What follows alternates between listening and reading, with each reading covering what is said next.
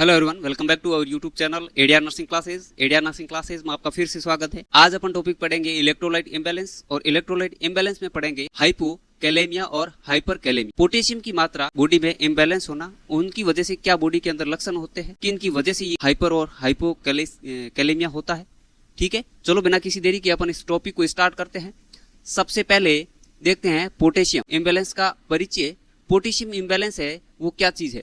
Body के अंदर potassium का नॉर्मल रेंज है वो क्या होती है, 3.5 से 5.0 मिली इक्विवेलेंट पर लीटर होती है। इस रीडिंग से पोटेशियम की कमी होना हाइपोकैलेमिया कहलाता है, और पोटेशियम 5.0 मिली इक्विवेलेंट पर लीटर से बढ़ जाना हाइपरकैलेमिया होता है। और ये क्या है, सेलुलर फंक्शन के लिए आवश्यक होता है। और पोटेशियम मुख्य रूप से स्केलेटल एंड कार्डियक मसल्स के कॉन्ट्रैक्शन में हेल्प करता है, और क्या है, जो नर्व सिस्टम है उसके ट्रांसमिशन में हेल्प उसको नियंत्रण करता है।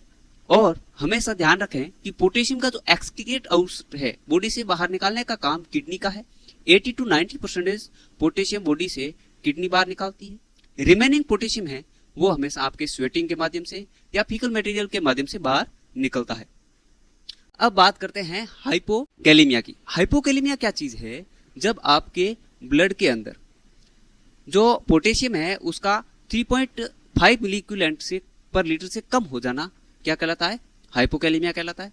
इससे क्या होता है, आपके हार्ट रेट इरिथमियास में देखने को मिल सकती है। और कोज क्या है, इसके मुख्य कोज क्या है, इसके मुख्य कोज है गैस्ट्रोइंटेस्टाइनल लॉस, वॉमिटिंग या डायरिया की वजह से फ्लूइड लॉस होना, या फिर जीआई एनजी सक्शनिंग कर जिसे मरीज की एनजी सक्शनिंग चल रही है उसके वजह से आपको हाइपोकैलेमिया देखने को मिल सकता है। रीनल लॉस, यदि उस मरीज को डायूरेटिक चल रही है तो ये कंडीशन देखने को मिल सकती है। इनएडेक्वेट इंटेक, यदि पोटेशियम उसके डाइट के अंदर पोटेशियम की ही कमी है तो आपको हाइपोकैलेमिया देखने को मिल सकता है। अब यदि हाइपोकैलेमिया की वजह से क्या क्या बॉडी के अंदर लक्षण देखने को मिलेंगे, मसल वीकनेस, पहले क्या होगा, मसल वीकनेस, क्रैम्प्स देखने को मिल सकता है। कार्डियक एरिथमियाज देखने को मिल सकता है, जिसके अंदर आपको यूवेव प्रकट होगी, यूवेव अपीयर देखने को मिल सकती है। ठीक है, ईसीजी के अंदर डिक्रीज बोवल मोटेलिटी, जो आपकी बोवल है उसकी मोटेलिटी कम हो जाएगी। उसके अंदर क्या है, और क्या है, मरीज को कॉन्स्टिपेशन देखने को मिल सकता है, और पैरालिटिक इल्यूज का खतरा भी रहता है। और हाइपोरिफ्लेक्सिया, जो रिफ्लेक्स है वो आपके कम हो जाएंगे। ठीक है, और ईसीजी के अंदर आपको क्या है, यू वेव देखने को मिलेगी। नेक्स्ट देखते हैं नर्सिंग प्रॉपर्टीज कि हाइपोकैलेमिया में नर्सिंग प्रॉपर्टीज क्या है। आपकी रेस्पॉन्सिबिलिटी क्या है, मरीज को कार्डियक मॉनिटरिंग करोगे, आईवी पोटेशियम दोगे। क्या है, पोटेशियम को हमेशा कभी आईवी डायरेक्ट पुश नहीं करना है। ठीक है, हमेशा इन्फ्यूजन पंप के माध्यम से प्रॉपर डाइल्यूट करके देना है। और रीनल असेसमेंट करोगे, यदि किसी मरीज को पोटेशियम दे रहे हो तो उसका यूरिन आउटपुट है वो 30 ml पर आवर से अधिक होना चाहिए।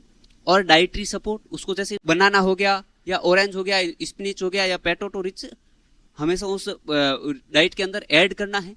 ठीक है, पोटेशियम रिच डाइट देनी है। कुल मिला के क्या करना है, पोटेशियम रिच डाइट देनी है। पोटेशियम आपके बनाना हो गया, ऑरेंज हो गया, स्पिनिच हो गया, पोटैटो हो गया, इसमें ज्यादा पाया जाता है। ठीक है, अब देखते हैं हाइपरकैलेमिया। हाइपरकैलेमिया मतलब जब बॉडी के अंदर पोटेशियम की मात्रा बढ़ जाती है। कितनी हो जाती है, 5.0 मिली इक्विवेलेंट से अधिक हो जाती है, तो उसको क्या बोलते हैं, हाइपरकैलेमिया बोलते हैं। ये एक लाइफ थ्रेटनिंग कंडीशन है, क्योंकि इसमें मरीज को कार्डियक अरेस्ट भी हो सकता है। मुख्य कोज क्या है, रीनल फेलियर, क्योंकि किडनी ही है जो पोटेशियम को एक्सक्रीट आउट करने का काम करती है। तो रीनल फेलियर है तो पोटेशियम बाहर निकलेगा नहीं बॉडी से, तो हाइपरकैलेमिया देखने को मिल सकता है। पोटेशियम सेपरेटिंग डायूरेटिक, जो पोटेशियम को सेपरेट करके यूरिन आउटपुट को बढ़ाती है, वो आपके हाइपरकैलेमिया करवा सकती है। टिश्यू ट्रोमा, यदि मरीज के अंदर बर्न हो गया है या कोई टिश्यू इंजरी हुई है, क्रशिंग इंजरी है, तो क्या है, सेल से पोटेशियम ब्लड के अंदर शिफ्ट हो जाता है। ठीक है, तब क्या आपको हाइपरकैलेमिया देखने को मिल सकता है। अब हाइपरकैलेमिया की वजह से बॉडी के अंदर क्या लक्षण देखने को मिलेंगे, सबसे पहले आपको ईसीजी में चेंजेस देखेगा। ठीक है, peaked T wave, wide QRS complex और फ्लैट पी वेव देखने को मिलेगी। न्यूरोमस्कुलर ट्विस्टिंग देखने को मिल सकती है। ठीक है, और पैरालिसिस